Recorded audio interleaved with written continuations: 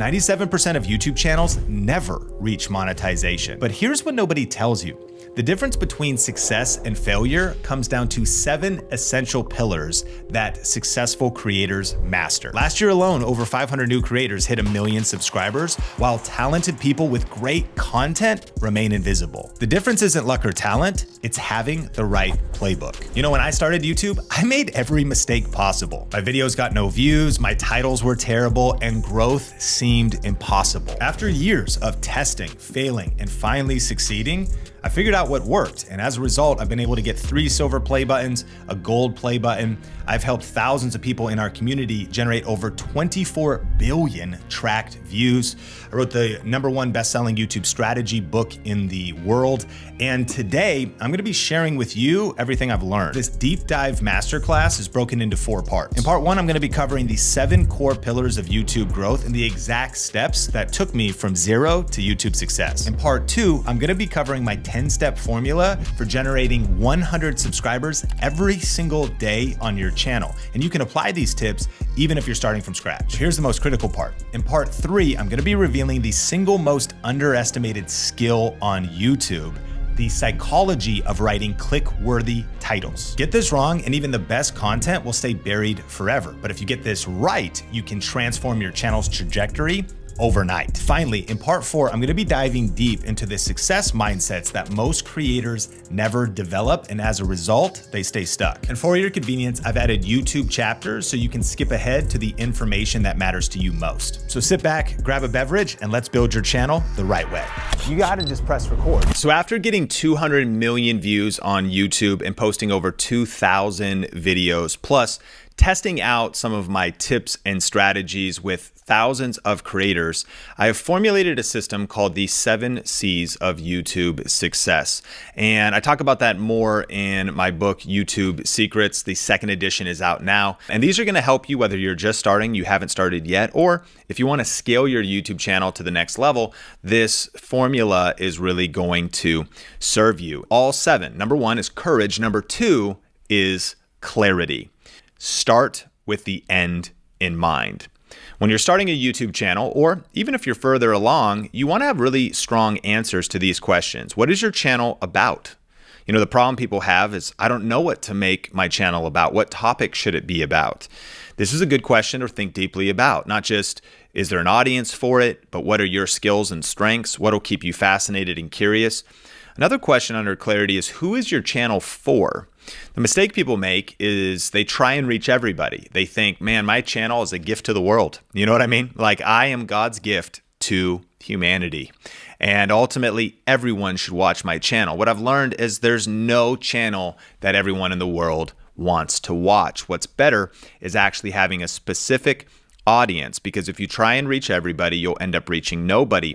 But when you know exactly who your channel's for, then you can get a lot of traction. And the next question is, you know, what's your YouTube business plan? Too many people don't think this through. They think about just starting the channel and how do I get views? I'd like to think, or I'd like to ask, okay, how am I going to make money from this? What's the long-term plan for this? You know, the longer term you think into the future, the longer the time horizon that you reverse engineer your YouTube channel back from. Like, what does winning look like in 5 or 10 years? How would you feel if we were having this conversation a couple years from now? What would have had to have happened in your life, in your family, in your business, in your bank account, and on your YouTube channel for you to be just pumped with the results? Like, think about that. That gives you an end target that you can work backwards from. This is the 2nd C of YouTube success. Clarity. You got to start with the end in mind. And I've learned that the riches are in the niches.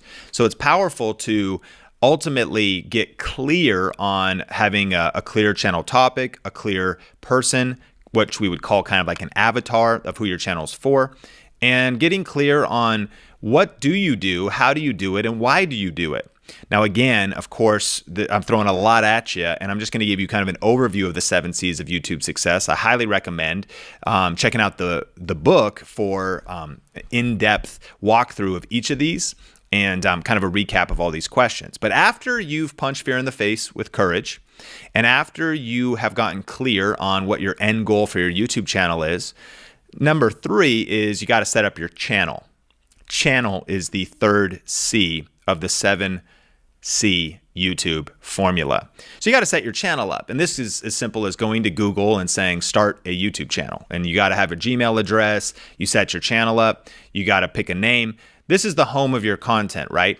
And so, how do I start a YouTube channel? YouTube will walk you through that. It's free. The steps are all there. But what are the best practices of setting up a YouTube channel? And if you haven't done maybe like spring cleaning on your channel in a while, make sure you have a good avatar. That's either a picture of your face or a picture of your logo for your brand, a strong channel name, a good cover image. You want to link up your website if you have one, or maybe a link to your email list, a newsletter that you have, a free gift you give away as a business owner. You're collecting leads. You want to have links to your social media accounts, fill out your about page, connect an email so people can get in touch with you. And then after you've posted content, the way you organize your YouTube channel is with videos in playlists. And so ultimately, the homepage of your YouTube channel is not just your uploads. You can select a channel trailer. You can select what non-subscribers see, new people to your channel. That's typically a channel trailer. And you can select a video that returning subscribers see. All those different things can eventually build your channel up. That sounds overwhelming if you're just starting, and the first thing you want to do is just get it started. Like, just set it up, get it going. You can improve it and decorate as you go. The next one is content.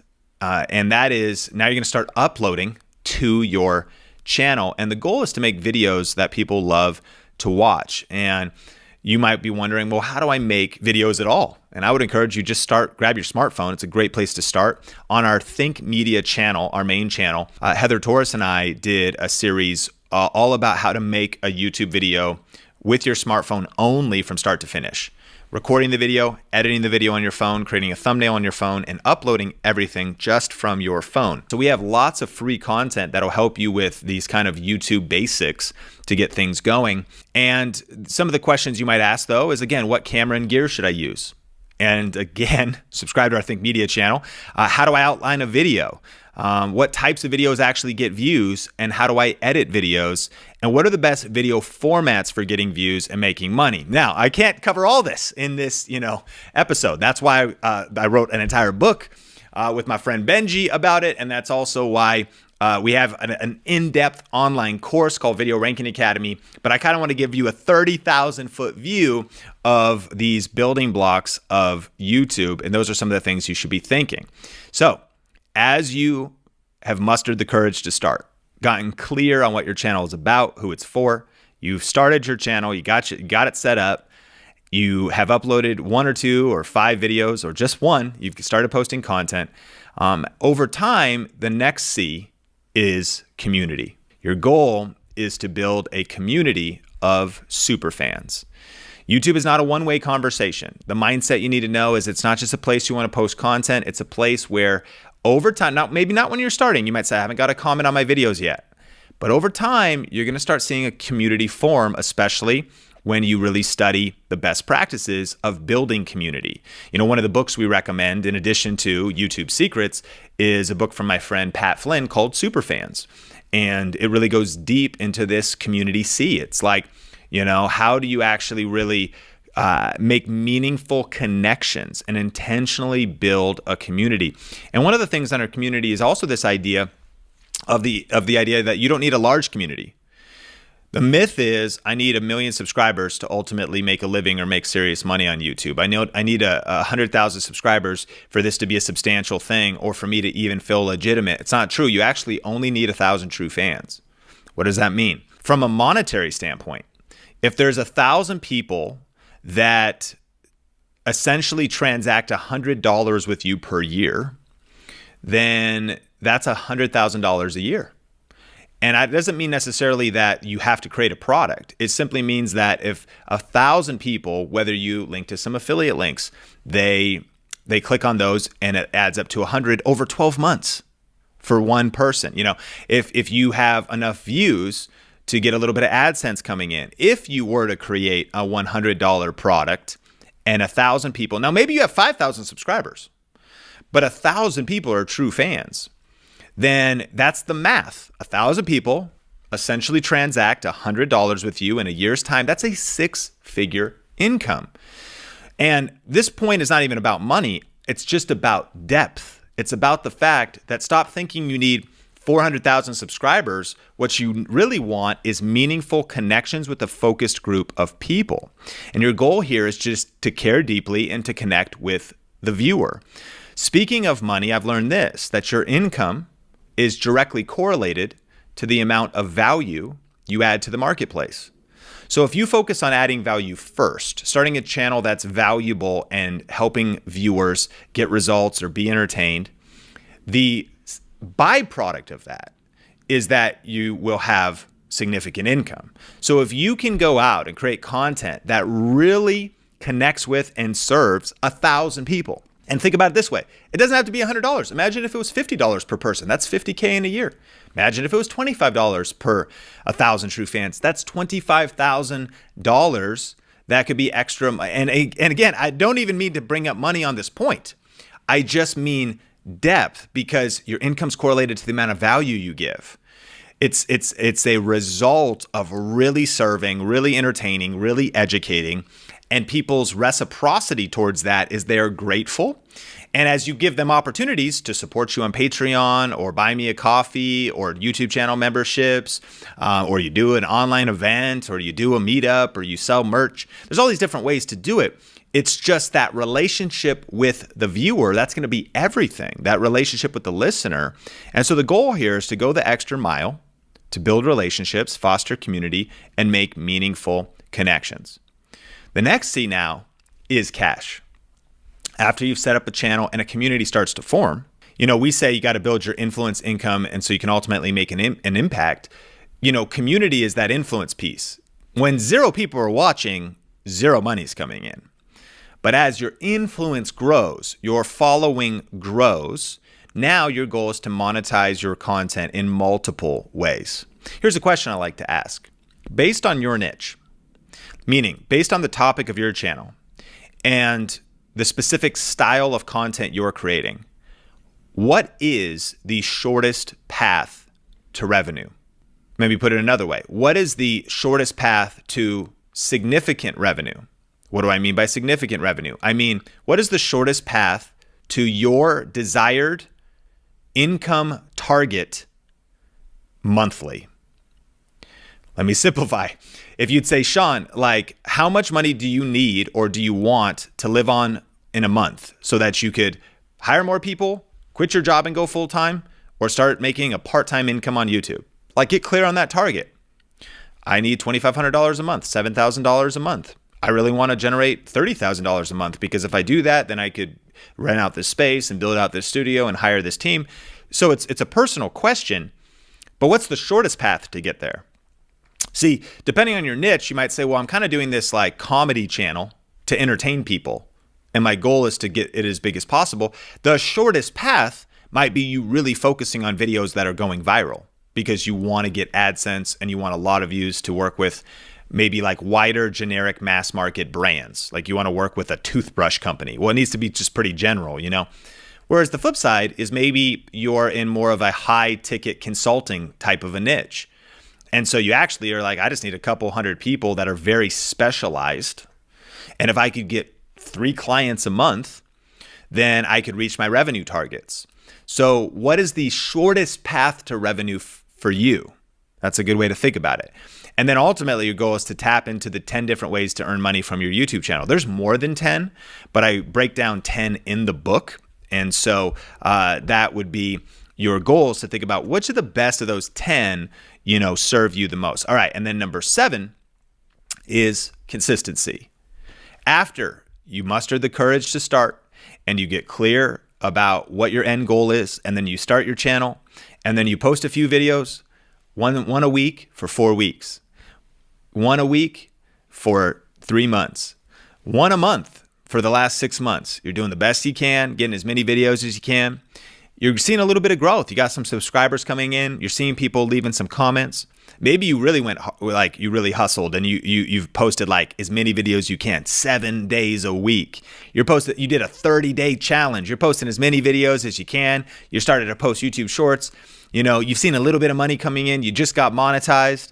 You've been hustling. You got a couple clicks on your affiliate links. Some money's coming in. The reason the seventh C of YouTube success is so important is because YouTube burnout is real.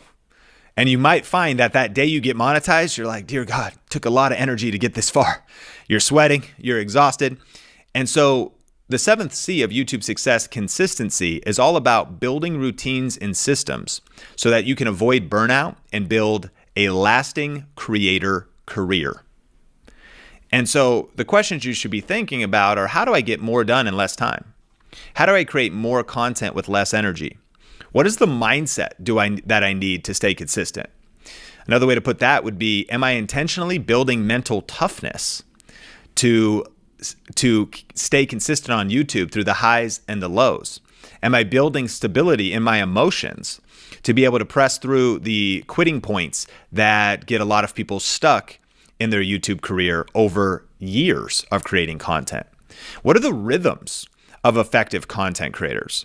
And how am I committing to continuous learning, growth, and reinvention so that I don't actually get stuck and maybe have 15 minutes of YouTube success, but because I didn't reinvent myself or constantly evolve my channel or my strategy or my systems or the way I'm spending my money or the way I'm, building a team or delegating or hiring as money starts coming in? These are all big questions. And you might be thinking, wow, this YouTube thing, it goes a little bit deeper than I thought. Like, I was just trying to upload a few hobby videos. Listen, here at Think Media, we are committed to helping you not just succeed on YouTube. We want to help 10,000 purpose-driven people create a full-time living doing what they love while making a difference in the world with YouTube and experience that success without losing their soul. What does that mean? It means that you don't just succeed in YouTube monetarily or with a lot of subscribers, but then you're burnt out. You blow up your relationships, you're exhausted, you're in pain, like it means that you've created cadences and rhythms and that you continue to learn and grow. And it doesn't mean that you hit that success for 12 months, but then you go into a plateau and a death spiral. Like, how do you continue to stack success and not just compromise to get a little traction and then lose everything and lose your soul in the process? You know what I mean? And so it's not easy. Like, you got to be serious about this thing. Constantly thinking about sharpening the axe, constantly thinking about learning, leveling up, pacing yourself, having a good work ethic, a good study ethic, but also a good rest ethic so that you could be in this thing for the long haul. And what you'll notice about the 7 C's of YouTube success is they're not just like a start and an end point. They're actually a continuous cycle that you want to return to again and again. I've learned that I have to continue to go back to the beginning and develop a new level of courage for the challenges I'm facing today. Courage to scale my business, courage to risk investing in team members and hiring, and am I going to be able to keep them on payroll, and can I balance the budget? Or courage to be bold when culture is trying to cancel people. Courage to share my opinion when haters are leaving negative comments. Courage to continue to press forward. I am continually seeking clarity. I'm continually thinking about, okay, where was this going? Where are we going next? Where are we going? The law of navigation and the 21 irrefutable laws of leadership. That's another one we'll link up. Check out YouTube Secrets, Superfans. And if you haven't been studying John Maxwell, 21 irrefutable laws of leadership, the law of navigation is it's the leader's job to chart the course. Where's this going? Where are we navigating to? And a good navigator is thinking about a lot of things. Do we have supplies on the way? What are the supplies depots? Where are we getting gas? Gas prices are going up. How are we budgeting for that? Like, you're thinking about, should we take the highway or should we take back roads? Are you a Google Maps person or are you a Waze person? You know what I mean? You're an underground back road ninja if you have the Waze app on your phone. Clarity, charting the path. And this is a cycle that we continually go back to. Hey, do we need to update the channel? Have I created my playlist lately? Do I need to clean up some videos? Is there some videos that should just be unlisted or private? What's the experience on the channel? Is the cover art even accurate? On our Think Media podcast channel to this day, we're like 2 years into this, and there's a random picture from our event like 2019, and it's still our cover art. Like that's on my to-do list. And here we are. We're 23 people at Think Media, and we have not updated the cover art of our very Think Media podcast channel. So I hope you feel like you're in good hands. I mean, you're in like-minded company. If you're feeling a little bit overwhelmed, hey, one step at a time, one thing at a time. And that's why we want to give you frameworks like this as just reminders to go back to continuously be improving your channel. We've learned small tweaks lead to giant peaks. And so I want to constantly be thinking about how do I, maybe improve my cover art? Is it leading to the right website link? Are my links dead? I do channel reviews all the time. People's links are dead. Like the main thing of their business doesn't even work. So you want to audit your channel. You want to say, how can I improve my content? You want to say, am I really taking time to connect with my community? Every week, our team now does what's called Love Bombs on Wednesday for at least 15 minutes. And we all just devote time to go into our DMs, our YouTube comments on multiple channels, now our Facebook groups, our email inboxes. There's a lot happening at Think Media. But we say, listen, we have to always stay in touch with our community. Can't just be pushing out content. We need to let people know we love them. We need to say thank you. We need to actually be engaged. And we have to do it in a systematic basis. My friend Pat Flynn, author of Superfans, every Friday goes on a walk and sends people audio messages. Now, these are off platform. YouTube doesn't let you do that. But he goes to Instagram and he sends the easy to send audio messages, thanking people who've sent him a DM or connecting with people that are following him. But that's community stuff, because what you'll find is that your community will expand outside of just YouTube onto other social media platforms. That's something you keep doing. You don't just do it once. You got to keep getting cash. You need money for the mission. You can't just get cash once. You got to keep getting it. And then you got to keep staying consistent and thinking about what are the routines for a new season, As at the time of recording, I got a 2-year-old and I got one that's days away. And so I need new routines and new systems for a new season. When I was no kids, it was different. When I was single, it was different. When you're married 2 kids, it's different. You're listening to this, you're like, I'm married 10 kids. That's different. You need different systems for consistency. My friend, keep working the 7 C's of YouTube success. So just a second, we're going to jump into part 2 of this deep dive masterclass, but I wanted to share something with you if you want to go deeper on the 7 C's of YouTube success. The second edition of my book, YouTube Secrets, is out now, and you actually can get a copy for free at ytsecrets.com. I'll link that in the description down below. And if you just pay shipping, I'll mail you a copy of this book. Plus, I've created some extra bonuses that'll help you grow your channel faster this year. Now, if you want, you can grab the book on Amazon or the audiobook as well on Audible. But if you want to grab it for free, then head to ytsecrets.com. And it doesn't just cover the 7 C's of YouTube success in the first part, but the second part of this new updated edition goes into what's working for growth right now on YouTube. And it'll be a valuable resource for you on your journey to YouTube success. All right, let's jump into part 2 of our masterclass. Imagine getting 100 new subscribers every single day. That's around 3,000 subscribers per month. And in this, I'm going to be breaking down 10 tactical tips to help you achieve just that.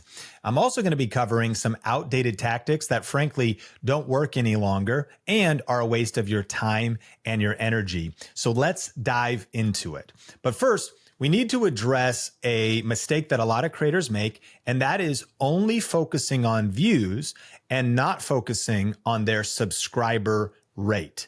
And so a subscriber rate is basically this. If your channel got 100,000 views in a month and you had a subscriber rate of 3%, then that means you would have grown 3,000 new subscribers, or roughly 100 new subscribers per day on average that month. And 3% is pretty amazing. Like most channels probably have a 1% or even a fraction of a percent subscriber rate. But what this reveals to us is that views is not the only thing we should be focusing on. Our goal should also be to increase the rate with which people connect with us, hit the subscribe button, because we're being intentional in the content we're crafting with these 10 tips, which brings us to tip number 1, upload consistently. Now, I know what you're thinking. It's one of the most commonly shared YouTube tips that you've probably heard before, but I believe it's the foundation of getting 100 subscribers per day. Consistency is what transforms average into excellence. And YouTube is a place where momentum builds over time. For example, my Think Media podcast channel now gets well over 100 subscribers per day, but it didn't start that way. It started with committing to posting one upload per week. And during 2020, I was getting around 7 subs per day, up to maybe 150 on a good day. Last month, which is 4 years later, I'm now averaging around 200 new subscribers to the channel per day. And it's not just the consistency that's happened over the last few years, but frequency is also increased. I'm now doing 2 long form podcasts a week, 2 clips a week, 2 to 4 shorts, live streams 2 to 4 times a month. And so if you want to build momentum, getting to 100 subscribers a day, set a baseline for consistency to start, commit to things for the long haul, but recognize that there's a flywheel effect on YouTube where subscriber growth will grow as your library of quality content grows. Number 2 is write clickable titles. One of the common mistakes I see on creators that I'm coaching when I do channel reviews and looking at their content is their titles are either terrible or maybe they're okay, like they're clear, but they lack a punch to them. They lack a curiosity to them. They don't make me want to click. And in 2024, there's kind of no excuse for this. With tools like Bard and ChatGPT and vidIQ, powering up your titles has never been easier. When optimizing for search engines, you're thinking about keyword research and topic research and making sure that the big idea and the actual search terms are included in your title. But even more importantly is then the humanization of that title. How readable is it? Like, is it a 5th grade reading level and is it read smoothly? Does it read clearly? How much curiosity does the title create? How interesting is the title? Is the big idea clear in the video? By powering up your titles across your library of videos, you will increase your click-through rate, therefore your viewership, giving you more opportunity for 100 subscribers a day. And by increasing your click-through rate and getting more people to watch your videos, you now have an opportunity to invite them to subscribe, which brings us to number 3. Give people a clear features and benefits reason to subscribe. Here's the business definition of features and benefits. A feature is the essential function or component of a good or a service. In contrast, a benefit refers to how a product's features could make a consumer's life easier and more enjoyable. And for example, the feature of a car could be air conditioning, but the articulation of the benefit is that you're going to be comfortable, you're going to be cool, your passengers are going to be more comfortable and cool, you're not going to be overheated when it's super hot outside. And the mistake creators make is they don't articulate both when they're pitching the value of their YouTube channel. For example, this YouTube channel and this video is all about unfiltered YouTube tips for helping you build a profitable channel. Let's break that down. The features are that you're going to get YouTube tips. Now, you might be able to fill in the blank and say there's a reason why you want those, but do you ultimately want YouTube tips when you wake up every morning, or do you want the result that the YouTube tips will bring you? So the benefits become, yes, I can help you get more views and make money. And even more than that, the benefits could become so you can build a YouTube channel you're proud of, so that you ultimately have more satisfaction, make an impact in the world. And so it's both. How could you include things when you're pitching the value of your channel, like, I'm going to teach you this and share this feature and this practical thing that will save you time. That is for busy moms. The benefit is your understanding of how it actually makes people's life easier and more enjoyable. This is also an opportunity for you to articulate the unique difference of your channel. Like maybe your content is more family friendly, or maybe it's more unhinged and full of profanity. That is ultimately a difference. Like the features of a lot of YouTube channels are going to be the same, but the benefits or the angle with which you create your content can really resonate with certain people that are going to hit that subscribe button.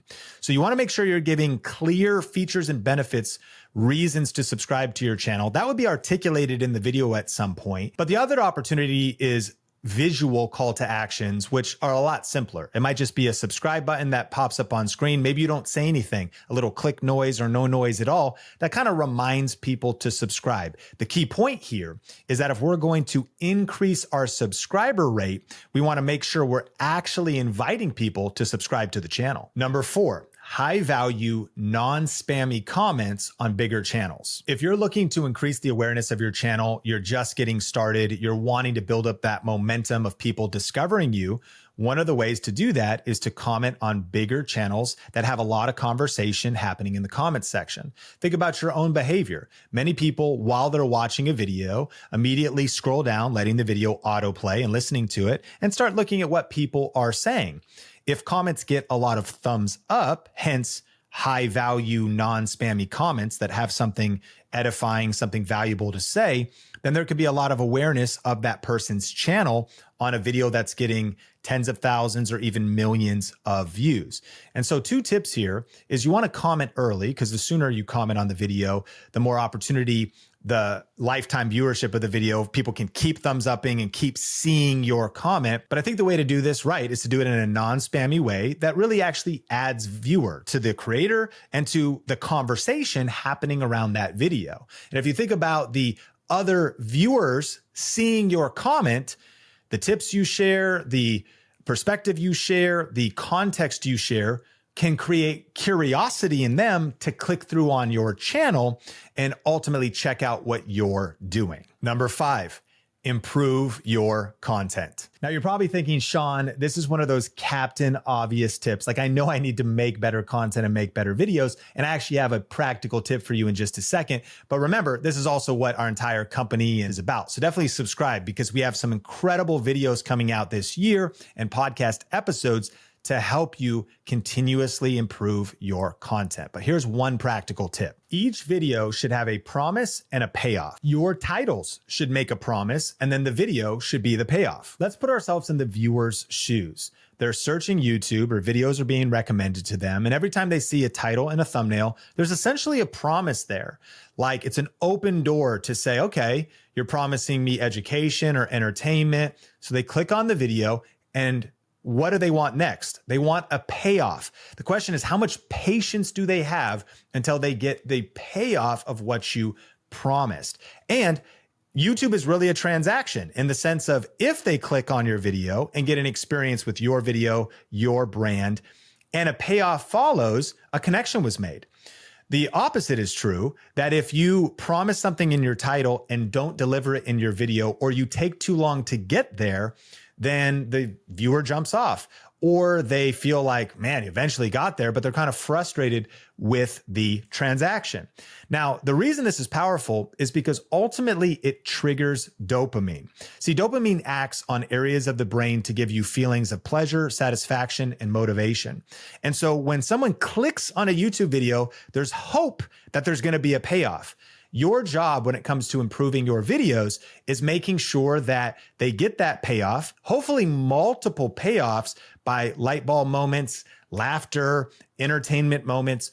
And I think just you being more thoughtful on your next video about architecting this, again, will help you get more views and get to 100 subscribers a day faster. Number 6 is collaborate with other creators, which, if done right, is a great way to increase your subscribers and get awareness from new audiences. Now, I have a warning for you.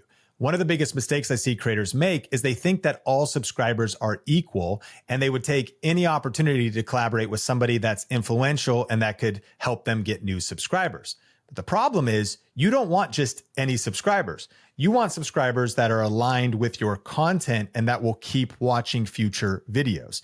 So you want to be selective with who you collaborate with. And one of the cool things is that collaborations are easier than they've ever been before. You can use online tools like StreamYard and like Dropbox to exchange footage, to swap footage. You can collaborate with digital tools and writing scripts and planning out the video. And so a collaboration might be actually building out a YouTube video where one goes on your channel and the part 2 goes on the other person's channel, and then you cross promote using the YouTube end card, and you do that really intelligently. The other thing to do is simply interviews. An interview is probably the simplest way to collab. And again, digital interviews are easier than ever before. So no matter where you're based in the world, it's possible to do this. But I know you might have a few objections, like why would anyone want to collaborate with a smaller channel? Or how could I get a super famous YouTuber to collaborate with me?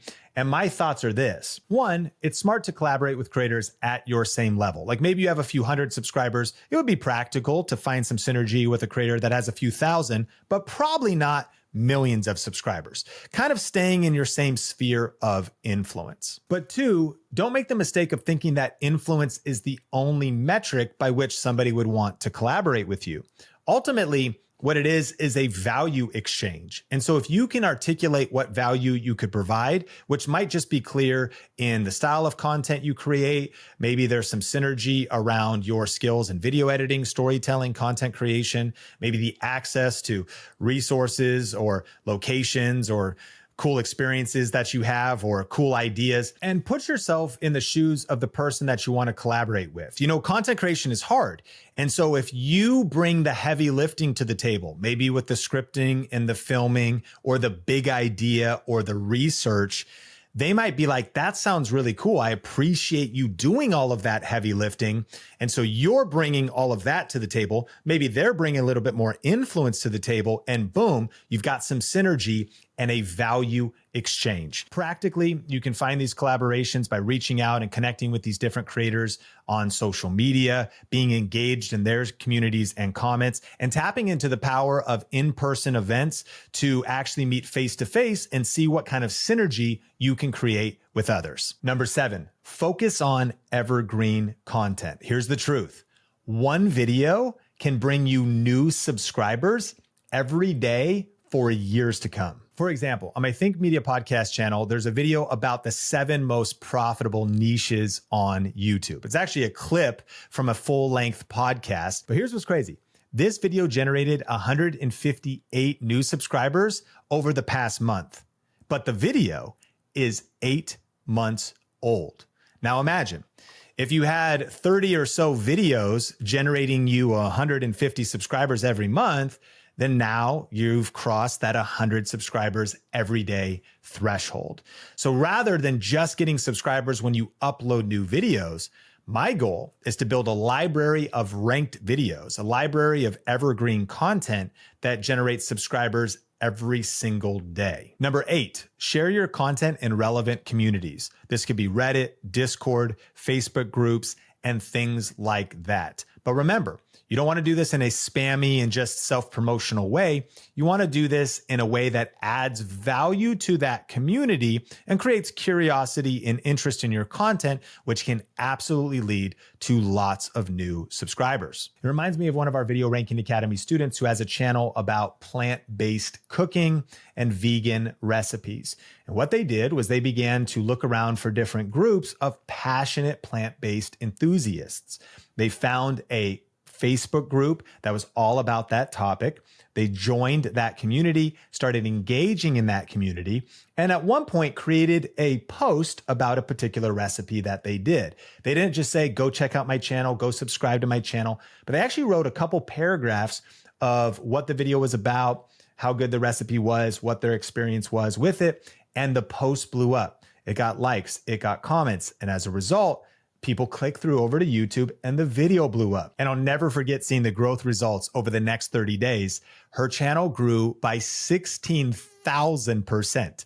Thousands of subscribers, tens of thousands of views, all because of sharing the video in a group in an authentic way. Number 9, rank your videos in YouTube search and YouTube suggested. So what exactly is a ranked video? Well, ranked video is a video that appears in the top search results when you type in a search query on YouTube. It's in the top results or it's on the first page, or it's a video that is continually suggested by the YouTube algorithm, showing up on people's home pages, being recommended alongside of other videos. Our definition of a ranked video here at Think Media is simply a video that you post once, but continues to get views for weeks, months, and even years to come. And of course, if the goal is to grow your following every single day, the more ranked videos you have, the more consistent your channel growth will be whether or not you post new videos. For example, one of our Video Ranking Academy students, Jen, has a channel for busy moms. One of the videos she posted last year was mega budget meals, 3 hours of delicious, cheap eats with 45 extreme budget recipes. Now, fast forward 5 months and this video still gets 134 views per hour every single day. VPH is an important term to know. It's views per hour. And if you can keep getting views on a video that is 5 months old, imagine whatever your subscriber rate is, that video will keep attracting new subscribers to your channel. Another one of our students, Andrew Finney, is a Las Vegas real estate agent who posted a video 4 years ago on how a home equity line of credit works, HELOC explained, and how to get a HELOC. Now that video today, 4 years later, is still getting 10.4 views per hour every single day. Just imagine having 1 or 2 or 10 or 100 ranked videos on your channel. I believe that this is one of the fundamental keys to getting 100 new subscribers every single day. The more ranked videos in your library, the more consistent your views and channel growth will be. Which brings us to our final tip for getting 100 new subscribers every single day on YouTube, and it's this. Number 10, don't quit. The truth is, 100 new subscribers every day is an incredible feat.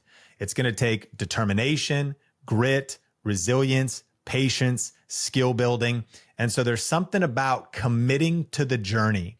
I've learned that commitment is the foundation of all great accomplishments, and great things take time and great things take patience. The powerful thing about YouTube is that if you create content strategically and if you rank videos, YouTube is like a fine wine. Your content gets better with age, and you will start getting more subscribers week after week and year after year, especially when you apply these tips, rank your videos, allocate some of your energy towards evergreen content, and continually improve and level up on your next upload. One of the best ways to start getting more views on YouTube is by writing better YouTube titles, which can boost the click-through rate on your videos and ultimately help you trigger the algorithm and potentially go viral. My promise to you is that by the end of this, you are going to have fierce clarity about how you can create better content, stand out amongst the competition, and ultimately get more views on your content. And I know that's a bold promise, but truly those things are accessed on the other side of writing better titles. And this came about recently when we started to actually expand our team at Think Media. And I realized that one of the skill sets that we need to perpetuate amongst our team is the ability to write great titles. Now, lately, we've been uploading around 10 videos per week on our Think Media podcast channel and our main channel. So we're writing a ton of titles. So not only the ability to write great titles, but also the skill set of writing them consistently is something we really needed to develop internally. So I wanted to release some information and really train our team. So I actually shared an insider document inside of our Slack thread. And I just thought, hey, how cool would this be to share it with you? Because we've now published thousands of videos. Some have done well, some have done not as well, and we've really distilled down 10 things that we consider when not just coming up with titles, but ultimately coming up with even video topics themselves. And this information is going to work in any niche. It'll apply to whatever kind of content you're creating. So here's what we think about at Think Media when we are kind of reviewing or grading or determining, is this title good or not? And does this title include almost all or at least some of these things? And number one is the title benefit driven? Does it have features and benefits? One of the problems that business owners, content creators, and marketers oftentimes make is they actually just focus on the features and not also the benefits. You know, when you think about if you're selling a car, like the feature might be that you have power seats, but the benefit of power seats is you're not going to have back pain. You're going to be more comfortable. It's ultimately going to be more pleasurable when you're driving the vehicle. You know, there are features, that's usually the facts about something, and then the benefits are what it's going to do for you. So here's an example of a Think Media title from a video that Heather did with Rob from vidIQ, and here's the title. These colors are proven to get you more views on YouTube. So kind of the features are like, use these colors in your thumbnails. Okay, so that's good. That's like the fact of it. But what is the result that that's going to get me? Well, that's actually features and benefits in the title. Like, use these colors, and there's a little bit of mystery there. But ultimately, when you do, it'll result in more views. Here's another example from our friend Aaron On Demand, who's actually a part of our 21 video tips series. And if you haven't actually accessed that, it's totally free. You got to check it out at 21videotips.com. But she wrote a title talking about the vidIQ software, and she said this: get more views and save time with this YouTube tool, vidIQ tutorial. So what's the benefit? She actually leads with the benefit, which is what the viewer wants more. What they want is the result. They want views. They want to save time. With what? With a tool, that's now a feature, and then vidIQ itself. Now, if you're already kind of problem or solution aware, then maybe you already want to learn about vidIQ. But a lot of people don't necessarily know what the tool is yet. So this is why it's really powerful to try to include both, or actually benefits are oftentimes much more powerful than features, because I want more views, I want to save time. Oh, there's a tool to do it? Okay, now I'm getting educated about this tool. Here's the title from our friend and student Ben Azadi from Keto Camp. And he said, Keto Diet Plan for Beginners, 15 Things You Must Know. And so ultimately, I think I'm going to learn 15 things about a diet plan that I'm interested in, right? So the diet plan is the feature. And then there's a little bit of mystery, which we'll discover later, because I don't know what the 15 things are, but I'm sensing that those are maybe going to be some benefits or maybe more features. So consider when you're writing your next title, how can it be benefit driven? This was, again, one of the tips that I was sharing with our team. And if it lacks that benefit sauce, that benefit sizzle, I'm like, man, we got to power this title up. Number 2, unique and fresh. And I told our team this is actually more challenging for us now because of our history and because of how many videos we post. So the challenge, and whether you're just starting, and if you haven't even posted videos, you got to keep in mind that there is more competition than ever before. There is more people posting content than ever before. And that shouldn't be discouraging, but we should be aware of it. And that's also one reason to really stay connected with us, because we're here to just help you stand out. And by writing unique and fresh titles that are a little bit different, unique, a little bit fresh, they kind of have something you haven't seen before, something you haven't heard before. And you may be under the misconception or myth that, man, everyone has done this. This has already been done. But the truth is, no, there's always a fresh angle on something. There's always fresh language. There's a fresh kind of positioning of it. So I'm just asking our team, like, hey, man, how can we make this unique and fresh? And I think the biggest tips here are trying to use fresh words. Like, beware of tired language or language that's played out. Like language that's just been used a lot. And so what's the solution here is try to use vocabulary, or try to grow your vocabulary, and to do so, use tools. One of the best ways to grow your vocabulary is actually to become a reader. Those who read, their vocabulary goes up because you're just exposed to new and fresh language. A couple books I like are Words That Sell and Phrases That Sell. These are classic books, more than 6,000 entries to help you promote your products, services, and ideas. Now, you can also Google, here's some things. If you can check those books out, we'll list them in the show notes. But if you want to just tap into some free resources, Google power words or creative words or unique adjectives, and just look at lists that are online to try to power up titles with some unique language that is different than maybe just the average title you're seeing out there. Number 3, speaks to desires and ambitions of viewers. And so when you're writing powerful titles, you want to think about what are the desires of the viewer and what are the ambitions of the viewer. And a really good rule of thumb in any online business any online YouTube channel, especially in education, but even in entertainment is the big three. And if you've never heard about these, the big three are the best, really three niches for creating a solid online brand, business, YouTube channel, and it's health, wealth, and relationships. And when you think about health, health is, of course, how to lose weight, how to gain muscle, but it's also how to overcome chronic pain, how to get to sleep at night, how to have more energy.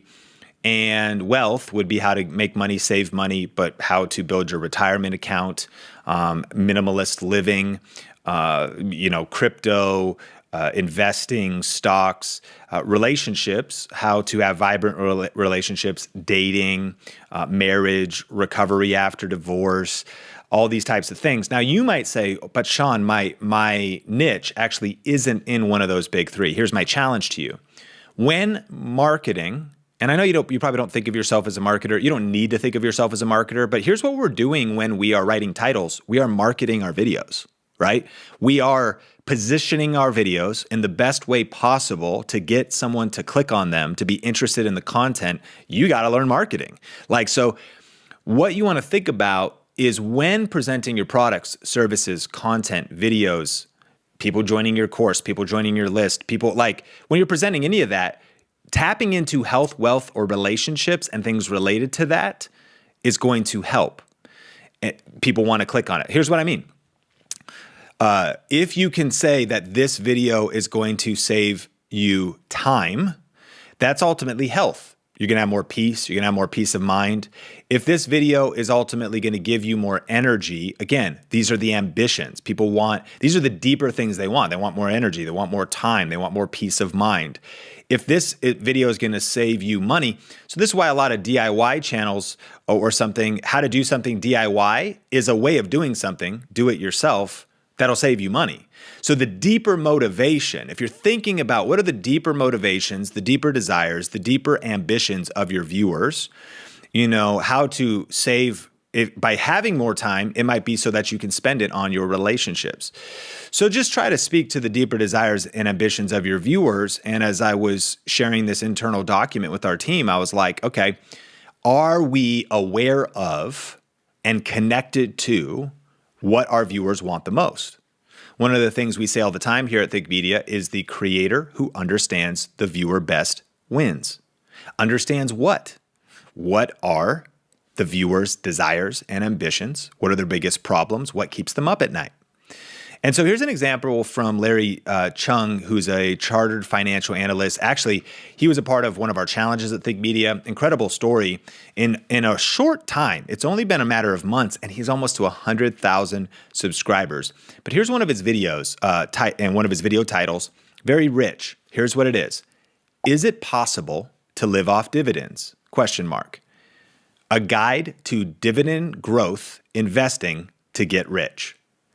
So it's a little bit of a longer title, but his video for him is one of his top videos. It's got maybe almost 100,000 views. So is it possible to live off dividends? This is another kind of tip for titles. You can lead with a question. That's a question that not only that the viewer is curious about, and then it promises a payoff to that. This is a guide to dividend growth investing. There's kind of a keyword in there too, and some people try to say search is dead. I assure you it is not, because you can do both in terms of kind of being clickable and also searchable in terms of Google and the YouTube algorithm. And then, of course, the ambition is to get rich too. So there's a lot happening in that title, and that's a way of thinking about desires and ambitions. Now, this again works in any niche. So I looked up a gaming channel, and here's the title, Max Weapon Level in 3 Games. ! The new fastest way to level up guns in Warzone. So that's a Call of Duty video. Very specific thing. Here's how you can level up your guns in just 3 games. What are the desires and ambitions of your viewers? Every viewer has a desire or ambition, and it may be to be entertained. It may be to be surprised. Of course, here at Think Media, we think the best and most practical way to really build your influence, your brand, and earn income is to be teaching something, is to be answering specific questions, solving problems, because entrepreneurs solve problems for a profit. So think about how can you speak to the desires and ambitions of viewers. Next, the title should call out a specific audience. Now remember, you don't need all of these, but if you can have some of these will power up your titles. So here's an example. I did a video recently, and the title was An Urgent Warning for All Content Creators. That is a specific audience. If you don't identify as a content creator, you're not going to click on that video. Great. That's actually a good thing. Here's a title from Jay Shetty. He said, if you're an introvert, watch this. Great. If you're not identifying with the word introvert, if that doesn't like leap out to you, well, then you're probably not going to click. But if you go, oh, well, that's me, it's like a magnet that pulls in a specific audience. This is why this is powerful. When you actually call out a specific audience, of course, it's going to eliminate a lot of people that are potentially clicking, but you'd be surprised. You'll end up going to be performing better when you niche down the audience in the title because it's so strongly resonating with a particular type of person. Here's the title from Personal Styling. How to Hide a Larger Stomach. Do's and Don'ts. Apple Shape. Whew. This was one of their higher performing videos. And there's a lot of details in there, of course. Okay, with fashion or with style, I'm going to hide a larger stomach. Well, what if I have an apple shape? It's a particular body type. So rather than just going so generic in your titles and in your content, think about how you could be much more specific by calling out a specific audience. One more example, my top 20 first-time home buyer tips, first-time home buyer advice. And so again, if you are an investor, it's not for you. You're not a first-time home buyer. If you're not even interested in buying a home, you're not going to watch that, but you're calling out a specific audience. So think about how you can call out a specific audience in your content. And then finally, number 5, agitate a problem the viewer has and make a promise to solve it. So one angle you can go is speaking really to desires and ambitions. Another angle you can go is speaking to problems and making a promise to solve it. And so here's an example from Twin Home Experts. Black mold. How we get rid of mold in under 3 minutes. Man, what a title. Here's my problem, black mold. I want to get rid of it. Great. And then there's some speed. There's a time frame added there, and it's a fast time frame. Man, I got to check this out. I got a problem, and I want to fix it, and I want to fix it quick. Strong title. Here's another example from Retirement 360 Blueprint. Tax strategies for high-income earners to help reduce taxes. So we're stacking these because there's specific audience is high-income earners. Tax strategies is more of a feature. Like, I don't wake up any given day and I'm like, I just need some more tax strategies. Like, I actually do wake up thinking about that a lot of times, but I think about the why. It's not I need the feature of tax strategies. It's because I want to help reduce my tax bill, my tax payment. So ultimately, he's stacking them all together. And notice how this is possible in just one sentence. Tax strategies for high-income earners to help reduce taxes. You're hitting the problem, and you're also making a promise to solve it. Check out this one from All Out Blitz Fishing. Crab Pot Basics. How to set up your crab pots to catch more crab, right? And so maybe you're new to crabbing, and you want the basics, and then the promise to solve it is here's how to set it up. And here's the benefit.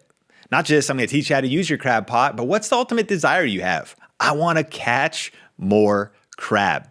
And so I want you to consider how could you use these titles, of course, in your next video.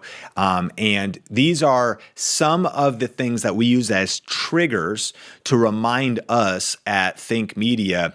Are our titles scoring well in any of these categories? They don't have to be in all of them.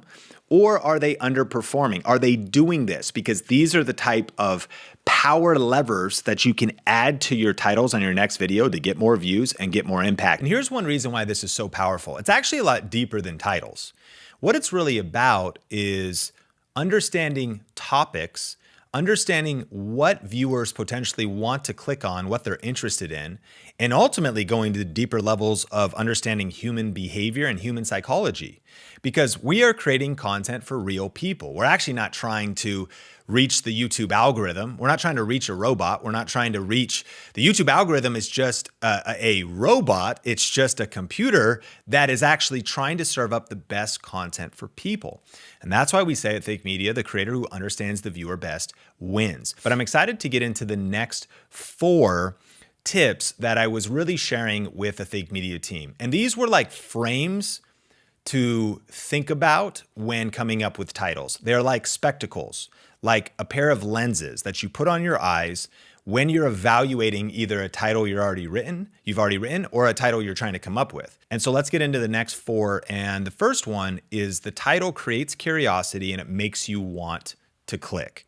So your question is, how can you create curiosity? Here's an example. Heather did a video titled this, the top 10 secrets you must know before starting a podcast. Now, this is kind of classic, powerful marketing and attention getting because it's saying the top 10 secrets. Like, what are the secrets? What are the things I must know? So it's making kind of an assumption, right? We are talking to a specific audience and the specific audience would be wanting to start a podcast. And then it's saying, here's some things you must know, but I don't know what the things are. So the mystery is that I got to click on the video and discover that inside of the video. One of the things that can hinder your videos is revealing the payoff in the title. Now, there's maybe a time to do that, just being really practical and clear. But your goal would ultimately be to create a little mystery at times. Here's a video that Graham Stephan did, and here's the title. Why I Stopped Spending Money, ... What's on the other side of that? Now, a disclaimer is that sometimes this strategy works better once you have a little bit of momentum because, people know who Graham Stephan is. They know who I is. And there's a greater context and story happening around him at the time of posting that video.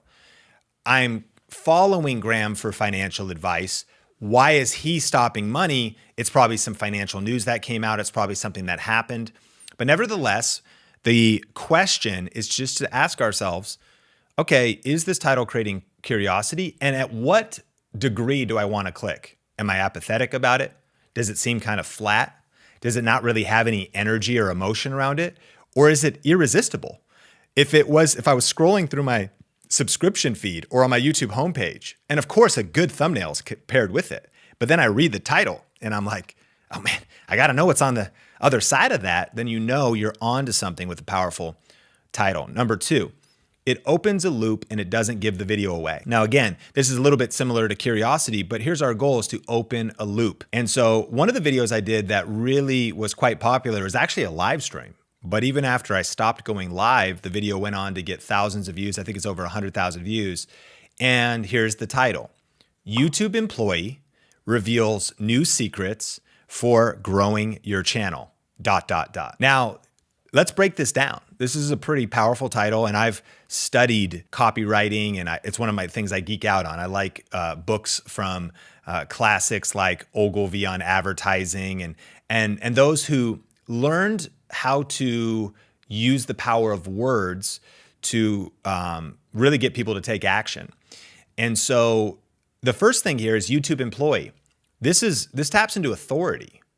Like, okay, it could be like your mom reveals new secrets. Like, that's actually kind of funny, but it probably wouldn't, I don't know if your mom knows much about YouTube, you know what I mean? So it's like, you could talk about, my neighbor reveals new secrets, but it's YouTube employee. So it's like, okay, I'm getting someone from the inside. And then the word reveals, it's actually a really powerful word. It's actually one of the power words. So the YouTube employee reveals, because that insinuates mystery. New is another powerful word that we like to use because it's something we haven't heard before. And what we've learned is that we as humans, we love novelty. We want the new version, right? We want the new car. We want the new toothpaste. We want the new car smell. We want the new strategies. So then you have secrets, and that's more mystery. It opens a loop. What are the secrets? And I'm not learning them in the title. 4, benefit for the viewer, growing your channel. My friend, let's break that down. 1, 2, 3, 4, 5, 6, 7, 8, 9 words and ... after it. YouTube employee reveals new secrets for growing your channel. Now, it might be important to note at this moment a little bit of our Think Media process. I want to encourage you that we don't just sit down and necessarily come up with a great title right at the start. Personally, to come up with a great title, I typically have to write 5 to 10. And I just give it my best shot, and then I write another one, and I write them out. For me, I either write them in Google Docs or I write them in Slack. And I'm talking to myself. In fact, Saturdays, when usually the Think Media team is off, this last Saturday, I went in there and I said title crew, which is what we call it when we have our team actually brainstorm titles together. And I said title crew, talking to myself on a Saturday. And I started to do the title crew by myself. Like I was alone. I was all by myself. And there I am. I'm just on a Saturday, and I'm pivoting a title actually in real time, which is something that you kind of develop a sixth sense for. You release a video, you see how it's doing in performance. And I'm like, man, I think it could do better. The content I feel like is pretty good. I don't feel like the title is maybe powerful enough, clickable enough. And sometimes you may want to pivot the thumbnail or you might want to pivot the title. So I'm sitting down and I'm actually coming up with alternative titles. The video is already released. First thing in the morning, I'm waking up, sipping coffee, writing titles. It's my dream morning, honestly, personally. And I'm coming up with titles. You got to sit down and potentially brainstorm multiple. And so coming up with YouTube employee reveals new secrets for growing your channel. If that's like, man, that feels like a challenge. It can be challenging. This is like a muscle and a skill to develop and work on. And so I encourage you, if you want to come up with one good one, write at least 4 or 5, and then even look at them by yourself and say, which one of these is best? Another thing you could do is you could put it out there on social media. If you have a community tab or a Facebook group or anywhere else where you could do a poll, write 3 or 4, then put all 4 of them out there where there's a poll feature on social media and see if you could get 10, 25, 200 people to vote on that. And a lot of times there'll be a clear winner, because one thing we also realize, and I personally realize, I'm also not as smart as I think. I can get so close to this thing. I might fall in love with the title. It doesn't mean it's the best one. So a lot of times iron sharpens iron when you can share titles even amongst your social community. If you could share it amongst one other person, if you can bounce it off a VA on your team, or again, I know most of us are solo creators. If you can just ask your partner or a spouse and say, hey, which one of these kind of stands out the most to you? Or which one of these makes you want to click the most? That could be a powerful way to, again, open up a loop, number 2, and not give the video away and be really compelling and interesting to make people want to click. One of the titles from the Sewing Report, Jennifer, she's one of our Video Reiki Academy students. She said, watch this before, all caps, watch this before starting an Etsy shop. Okay, your desire of the viewer is to start an Etsy shop, but there's a little bit of drama here. Wait a minute. Okay, I know I want to start an Etsy shop, but before, I got to watch this video before I do it. Now, use these 2 as some formulas. You could fill in your niche. Like, watch this before dating a millennial. Watch this before opening a business bank account. Watch this before buying your first Airbnb or rental property. And you could fill that in. And that's a powerful way to open a loop that kind of makes me have to click on that. So your goal here is to kind of make the viewer feel like they're going to discover something in the video, or that there is a mystery to be revealed. Number 3, here's a way to think is, does this title frame a question that the viewer has? Does it frame up a question the viewer has? Dave Ramsey had this title, should I buy a house or go to college? Now, if you've been hanging out with us on the Think Media podcast for very long, we talk about the ASQ formula, which is it stands for answer specific questions. One of the potentially simplest ways to put a good title out there is to just title the video as a question and a specific question. The more specific, the better. In fact, this is very specific because I don't know, not a lot of people are like torn between the idea of should I buy a house or go to college. But one of the powerful things Dave Ramsey has is he has a call-in show. And because he's actually answering the questions of real people, very specific questions are being fed to him. And so how can you just create a title that just answers a question by putting the question in the title? And sometimes we like to use a combination at Think Media. Like it also could be as simple as like feeling stuck. And so recently on, I think, a YouTube short we were putting out there, feeling stuck, ? Watch this video to break through a plateau on your YouTube channel. You're speaking to maybe a question that's more of an emotion, but it could also be more practical. Like, what are the first steps for your niche? So frame up a question that the viewer has. Should I do a Roth IRA or a traditional IRA? It's a question. All right, number 4, taps into fear or pain. Now, this is again important to know in understanding human behavior and understanding human motivation. We as people are pretty much driven by 2 things every day. We want to get away from pain, or we want to get closer to pleasure.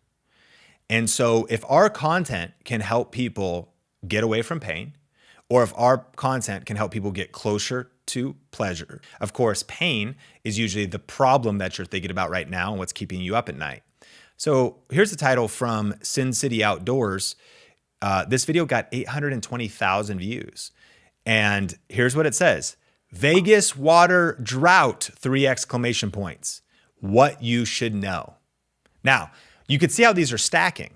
It actually is not said as a question, but one question that's on the minds of people living in Vegas is, are we running out of water? So there's also kind of an open loop, and there is ultimately some curiosity, like what you should know. Okay, I got to click on this because there's probably some facts in here, some information in here that I need to know. But the lead of the title, right, is potential fear and potential pain. Number 1, it's scary to think that we might run out of water. Number 2, it'll be incredibly painful not to have water. So even this comes back to not just how the title is written, even into the very topics you're talking about themselves. When you understand what are the fears and the pain that your target viewer, the target audience, the community of people you want to reach are, your content's going to resonate more. You're going to be stunned by the way that your content starts to really strike a chord because there's an emotional connection and it's what's top of mind for viewers. Here's one from George Blair West. This was actually a TED Talk that got 500,000 views. 3 ways to build a happy marriage and to avoid divorce. Now let's break this down. 3 ways. Okay, I'm going to learn something practical. They framed that up for me. To build a happy marriage. Amazing. I'm getting closer to pleasure. And to avoid divorce. I'm also going to either get out of pain or I'm going to have a anti-fragile, insurance against pain. Maybe my marriage is fine. I want it to be better, but I also want to avoid my blind spots or potential things that could be coming down the road. Do you see how powerful this is? Now imagine weaving just some of these strategies into your content. I mentioned this title that really crushed for us at Think Media, and it was an urgent warning for all content creators. Again, warning is a powerful title. Urgent warning is even more powerful. Okay, so there's a potential, what do I need to know here? What's on the other side of this? So there's this stacks them all up, by the way, right? It's curiosity. What's the warning? It opens a loop. I've got to click, like it doesn't give the video away. And then it taps into fear and pain. It's like, what's the warning? What am I avoiding here? And again, our goal here is not to just spread fear by any means. And there's even a term floating around. It's called fear porn. And that's the idea of the fact that in YouTube, sometimes you just see almost abuse in this area where everyone's just kind of doing these shocking headlines. But I do think that the extremes are avoiding that too much when it's a powerful tool for growth. And I think the best way to do it is, I hope the way we're doing it at Think Media, an urgent warning for all content creators, talking to the real fears people have. But then here's our perspective. We don't have a spirit of fear. We have a spirit of power, love, and a sound mind. We have a spirit of power, love, and clear thinking. We acknowledge the true challenges facing us, but then we also embrace the hope and possibilities and the fact that God has given us creativity and wisdom to be problem solvers. Here's the cool thing. Did you know that Vegas is actually the most efficient water city in the world? Like, I actually, because of like, are we going to run out of water? I found myself on YouTube. I watched a 25-minute documentary and I realized we give more water back than we take. And it's actually the other states that are draining the Colorado River. And there's going to be a committee that's going to sit to figure out, because it's an antiquated rules of who gets how much water. And what the video revealed was actually more cities should be like Vegas. What was interesting is oftentimes in the absence of truth and clarity, fear and anxiety remains. And so we hope that you being connected, you don't just take these tools and just go spread fear, that you tap into the real fears and anxieties people have, but then you deliver hope, truth, solutions, that you deliver opportunities, that you help people realize that it's no good spending time in fear or worry. What we're pushing for is ultimately faith, hope, and solutions. And so when we add up all of these, again, this was an internal document. These are just some of the ways we think about this at Think Media. And by the way, I know that this was a lot, and I hope that this has been adding value to you. If it has, definitely leave me some feedback in the comments. Which one of these did you like best? Which one of these are you going to apply to your content? But let's just recap the entire list. So here's all 9 that I share with the team. Number 1, benefit-driven features and benefits. Number 2, unique and fresh. How can I make this title unique and fresh? Number 3, does this title speak to the desires and ambitions of viewers? Number 4, does this title call out a specific audience like moms, like content creators, like someone with an apple-shaped body, like first-time home buyers? Number 5, does this video agitate a problem the viewer has and then make a promise to solve it? Number 6, does the video create curiosity? Does the title make you want to click? Number 7, does the video open a loop? Does the title give the video away? So you're like, okay, I don't need to watch that. It says what it is. Or does it actually create mystery that I need to click on? Number 8, does the title frame a question that the viewer has? And then number 9, can this title tap into fear and pain? Or of course also help the viewer get closer to pleasure. So before we jump into part 4 of our deep dive YouTube masterclass, I just want to say thank you for watching this long into this video. It actually shows me how committed you are to your YouTube success, and I'm here to help. So if you haven't subscribed or liked the video, that would mean the world. And also, before we get into the final part, I wanted to not just remind you that you can get a copy of YouTube Secrets updated 2nd edition at ytsecrets.com for free. Now, I do ask that you pay shipping, but that's it, and I'll mail you a copy of the book.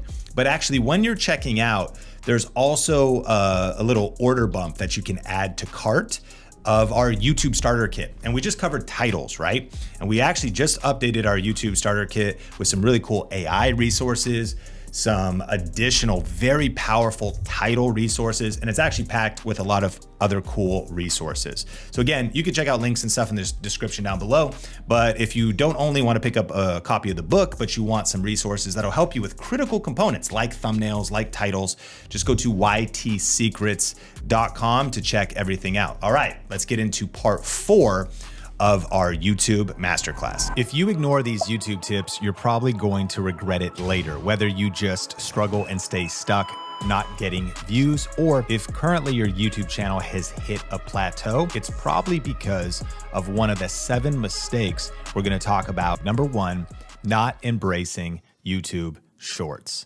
Listen, YouTube Shorts are getting 30 billion views per day. That's a 4x increase from the previous stat, and that was reported at the beginning of 2022. So these numbers continue to go up. Not only that, YouTube Shorts is now getting monetization, so you can earn money drawing creators from other platforms, and YouTube is going all in on YouTube Shorts. So can you succeed without using YouTube Shorts? Sure. But why would you put yourself at a disadvantage when your competitors and other creators are embracing this new median. You know, there's a creator named Talon Michael who is a Christian content creator. He grew 1.1 million subscribers in 28 days from going all in on YouTube Shorts. Am I saying it has to be the only kind of content you create? No. Am I saying that it should be some of the content that you create? Yes.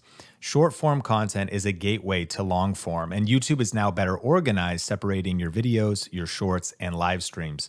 I just believe that if you ignore YouTube Shorts and if you refuse to learn how to storytell and create content in less than 60 seconds in a vertical format, or to repurpose your content strategically, you are going to regret it later and you're going to get left behind. Number two, not learning from others. It is foolish to not learn from others. Who could we learn from? I think it's worth looking at your competitors. Now, what I'm not talking about is comparison. Comparison is the thief of joy and it is the killer of creativity. However, there's a great concept from Simon Sinek that is called worthy rivals. By having people who are rivals that inspire you to push harder, people that you learn from, and people that with a healthy respect, you pull inspiration and information and strategy from. So what competitors are you studying in your niche? Are you consuming enough YouTube? Who would have thought that actually watching YouTube now has a business purpose and a strategic purpose, because you're watching to see what works, not just to be entertained. You're watching not to just learn the substance of the video itself, but even the way the video is being created and how the video is performing. What is YouTube recommending to you? What thumbnails do you want to click on? And of course, not continuing to invest in your education. Lifelong leaders are lifelong learners. I found those that ignore learning from others, and at some point they stop getting wisdom and they stop taking notes and they stop going to events and they stop reading books. Those are the ones that years later find themselves further and further behind. If you want to win, you got to continue to learn. And the only way to win is to learn faster than anybody else. Number three, not listening to your audience. When you stop listening to your audience, you start getting out of touch, not listening to your audience. And also on number three, not listening to your analytics. So we've all heard that the definition of insanity is doing the same thing over and over and expecting different results. If you're listening to your analytics, you can then make data-driven decisions to be informed about the next thing you should do better. Ultimately, I don't even really believe in failures. I believe in lessons that can lead you to success. Now, sure, a video may have failed, but really what it did was it educated you and informed you on what not to do next time. And even your most successful videos contain lessons as you study your analytics. Creators that say, Sean, I'm at 100 videos, I'm at 200 videos, I'm at 300 videos on YouTube, and I'm still stuck. You're not listening to your analytics. You're not studying your watch time curve. You're not listening to the comments, or maybe you're not getting comments. Something needs to change. But if you're not listening and you're just blindly continuing on the same path, expecting a different result, you might be insane. It's the definition of insanity. Furthermore, not listening to your audience. I am stunned by creators that start to grow and have some success that stop reading comments, that stop listening to the feedback they're getting on the community tab, that stop, if you're posting on other social media platforms, listening. And I understand, I'm empathetic. Things get busy as your business gets more complex. A lot of mid-level creators that start experiencing success, maybe high five, multiple six figures of income, a lot of times get so overwhelmed because of lacking leadership skills or team building skills or operational skills or business skills or organizational skills that I get it. It's daunting and it's overwhelming. And then you're still trying to create content. But the problem is when you were starting and hustling and valuing every view and every comment, now you're out of touch. I find myself, I'm still in my YouTube Studio app. I'm still in the comments. You know, if you listen to the Think Media podcast, I read every review. If you watch the Think Media podcast on YouTube, I at least read every comment. When you see those hearts showing up in those comments, I'm there. I am replying to the comments. We also have a team helping us, but I rotate around platforms and I can't get to everything. But I learned from Andy Stanley, do for one what you wish you could do for all. And more importantly, yes, I want to reply, or I want to heart, or I want to like the comment, but I also just need to make sure I'm listening. Why? Because that's where the insights come from. When a new video comes out, I listen. If someone starts saying, this seems out of touch, you missed it on this one. If it's just one person, I'll take that with a grain of salt. But if it's 10%, 20%, 40% of the comments are like, you're off here, I at least need to pay attention. Don't we need to have the humility and the empathy to listen to feedback from our community? Listen, I've seen people that ignore this YouTube tip and they regret it later. They find themselves drifting further and further and further out of touch with their audience, and then they start to see their stats and their relevance decline. You got to listen to your audience and you got to listen to your analytics. Number 4, not having a plan or a strategy. Those that just go onto YouTube guns blazing with no plan end up losing. Now listen, I know you got to just punch fear in the face and press record. And that sounds like you do that before you're ready. You start messy. You start poop your pants scared. You can't steer a parked car. Of course, your first couple videos, you got to just get moving, because overthinking and procrastination is what's holding you back. So what you're trying to do is create a little bit of momentum, because truly you cannot steer a parked car. Like, it's not nowadays you have power steering, but literally the car needs some movement. I was looking at a bus driver today and I was seeing how big his steering wheel was. And I was thinking, of course he has power steering, but I was like, that's a physical job. As I was watching him take this corner down in Linwood, Washington, I was like, that's an athletic job, even with the power steering, to steer this thing, because it's this giant vehicle, this giant double-decker bus that he was driving. What's the point? The point is that you need a little bit of movement so you can start steering. But once you get moving, where are you going? Aren't you going to enter a address in your GPS and your phone? You've defined a destination. And then your GPS is actually telling you, turn here, go right here, don't go here, go here. You missed a turn, rerouting. And that's what we need on YouTube. We need to know where we're going. And then we need the play-by-play. Left on 17th, a right on Pine Street. Whoops, missed it. We're going to make mistakes along the way. Rerouting, and we get back on track towards our destination. Those that don't have a plan lose on YouTube. Those that don't have a strategy lose on YouTube. But number 5 is not being consistent. Before you go, I've heard this one before. There's deeper levels to consistency. In fact, I'm convinced 99% of creators don't even understand what consistency is.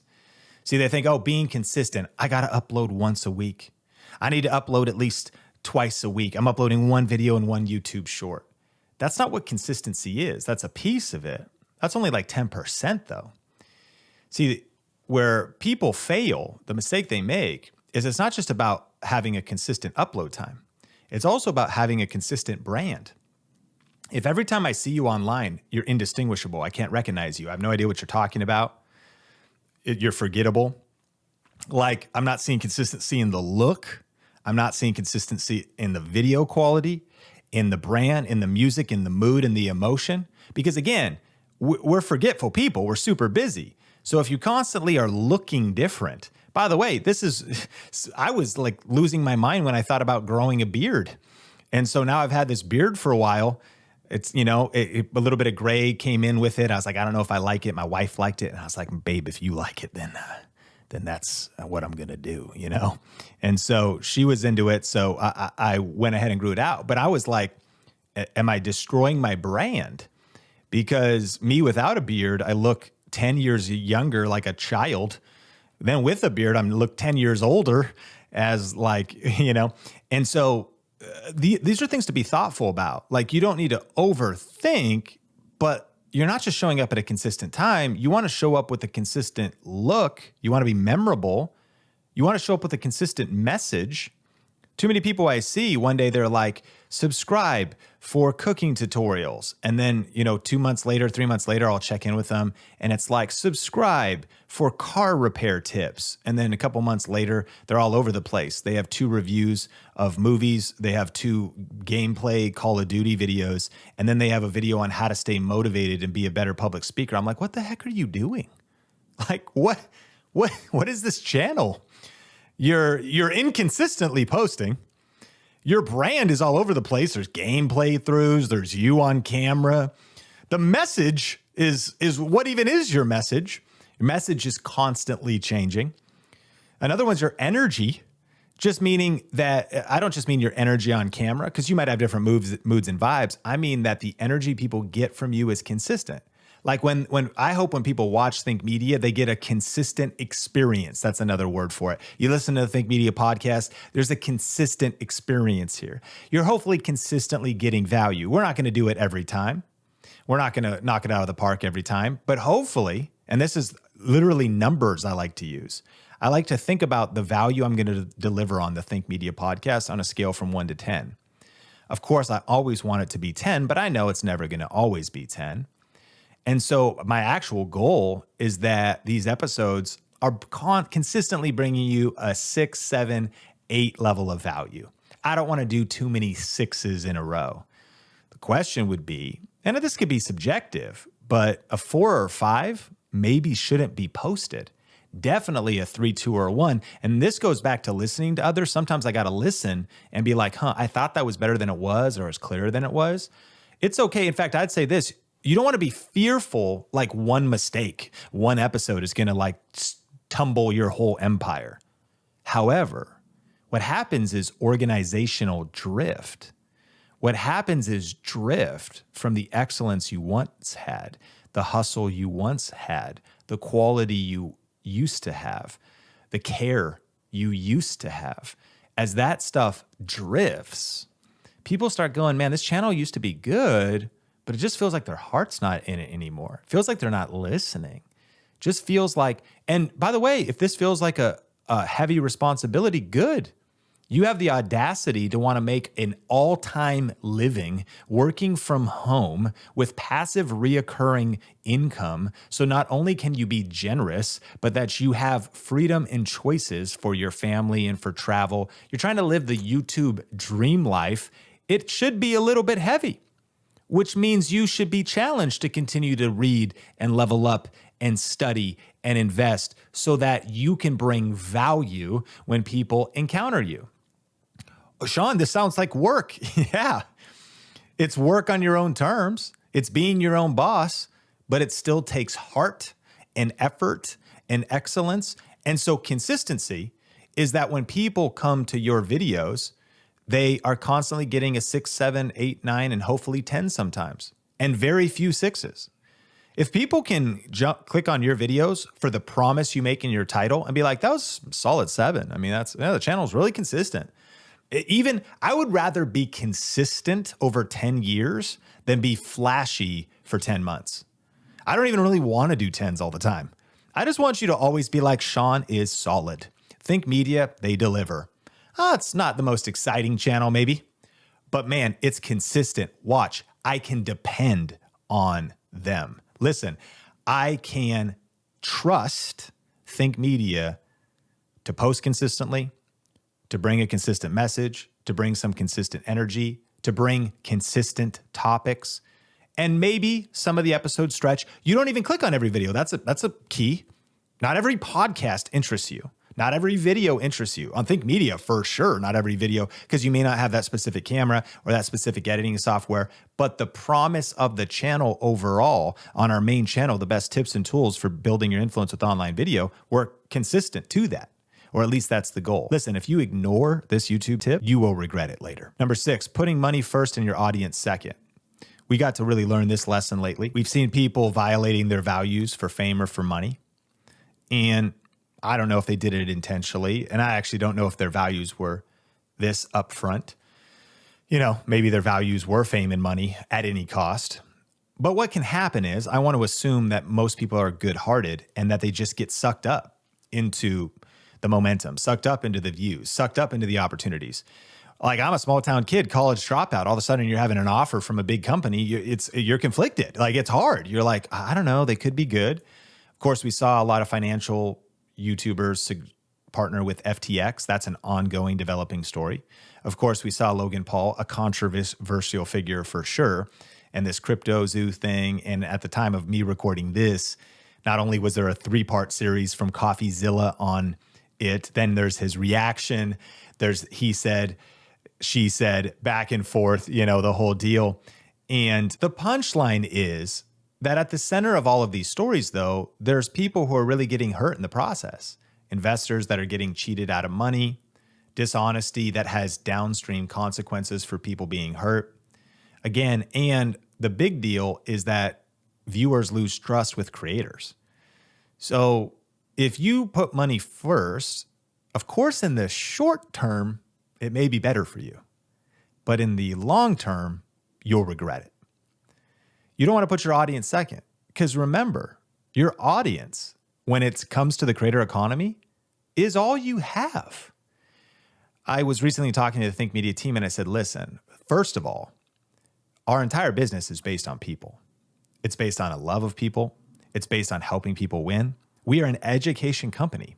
We need to be obsessed with people. 2, we need to respect and love and honor to understand that none of us have jobs if we are not putting our audience first. Every Wednesday, we do what's called Love Bombs, which is taking time on Zoom together. We're just all on there. We turn on a little chill hop music.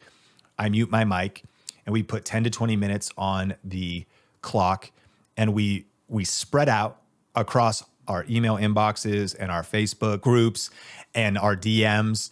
And I try to go as many places. I go to Think Media Podcast, or I go to my Instagram comments.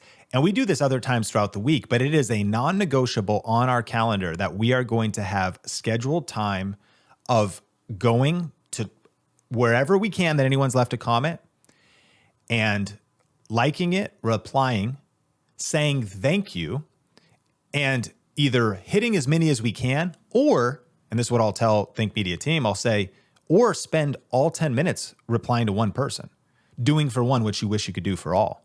The point is, we want to put our audience first and remember that our community is everything. And the key phrase here, our favorite phrase, is thank you.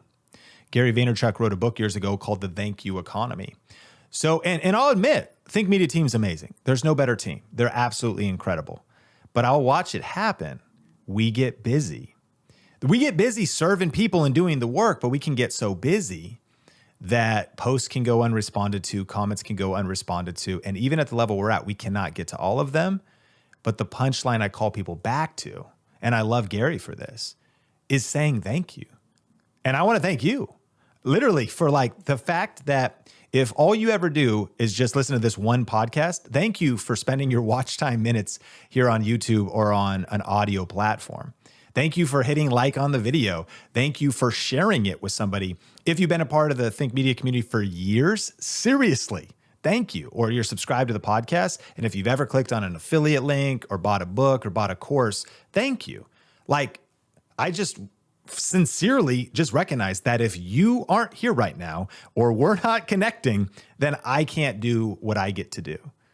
And my hope is that I can spark a little bit of that love and gratitude that you would pass it along to your community. Here would be the other angle of this. Never getting entitled to thinking you deserve it. Never getting entitled to thinking that you are better than or above staying engaged and thanking your community. And never getting entitled like you're entitled to money at the sacrifice of your audience, like you're entitled to fame at the sacrifice of putting your audience first, because you never want to forget the very people that helped you get there. And I'm sure you've probably observed it, but what's scary is this is a lot more common than most people even believe, right? A lot of people get success and they forget the people who brought them there. A lot of people get success and they no longer honor the very people that helped them get them there.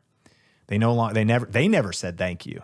They never truly shared the appreciation for the individuals that helped them. And I'll tell you this, I did not get here alone.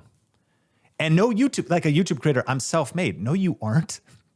You had to be made by your audience. I'm self-made. You were made by your parents. I'm self-made. You were created by God. Like he set this whole thing in motion. No man is an island to himself. We need each other. We need to depend on others. And even the most famous of influencer only has influence because someone is following and commenting and liking their stuff. This whole ecosystem of the creator economy is about community and other people that are interconnected. No one is doing it all by themselves and alone. Even if you're a solo creator, you're depending on the software. You're depending on YouTube itself. How about thank you, YouTube? Thank you, YouTube, for giving me a platform to upload on free. Thank you, Adobe, for giving me software. A lot of thank yous can be put out there. I know I'm on a rabbit trail, but I just want to encourage you to spread more love. It's not about putting money first and your audience second. That's a mistake. It's about keeping your audience first and appreciating and knowing that they are the ones who are allowing you to do what you do. And I want to encourage you that is, as you continue to value them, and dare I say, take your value of your community to another level. Really good book and episode in the archives from my friend Pat Flynn, wrote a book called Superfans, and just the things he would do to love on and connect with and serve his community. That's the kind of energy and position that you want to have. Finally, number 7, trying to be somebody else. If you try to be somebody else, it might work in the short term, but you're going to regret it later. Don't try to be somebody else. You got to be you times 2. Because you were also born an original, so it would be awful to die a copy. But the other problem with trying to be somebody else is maybe you saw somebody doing it a certain way and you saw that it worked, and maybe you're even sort of good at imitating them. The problem is you're out of alignment. I remember a health teacher I had in high school right before I got expelled, nonetheless, from Christian school. That's a story for another day. And he was telling me about integrity, which I did not have. Clearly, that's why I got expelled. And he said, integrity comes from the word integer, which means whole, which means one. Integrity means living in alignment with your values. Integrity means there's no double two-facedness to you. There's no hypocrisy.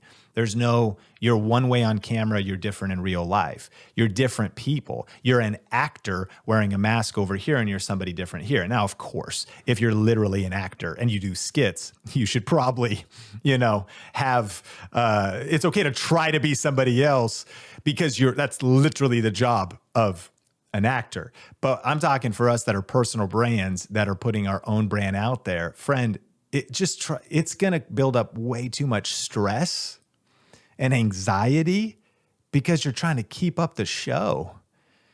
If you want to have peace like a river, if you want to be secure, if you want to be able to be unafraid in any environment, you don't want to have any lies. You don't want to have to ask, who am I supposed to be here?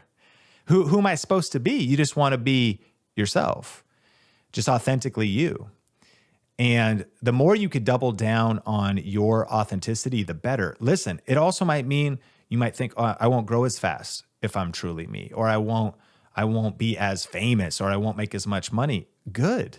I would much rather be me and live a healthy, solid, maybe somewhat modest YouTube creator economy career than to get super famous and get a bunch of accolades for being fake. If my option is to make $60K a year, and I know globally could be, I'm just picking a number, but that'd be like you could live on that certain places in the United States pretty well. You get to do what you love, work from home.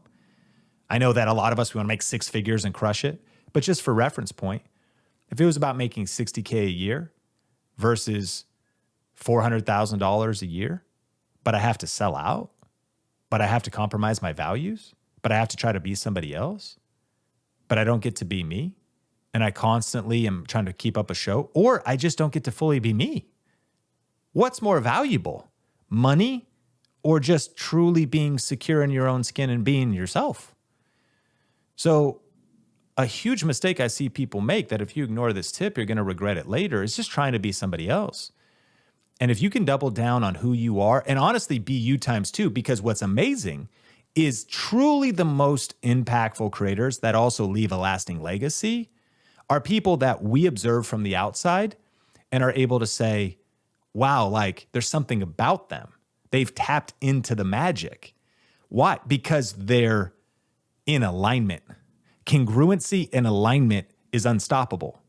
When someone's just truly themselves, they're the overflow of who they are.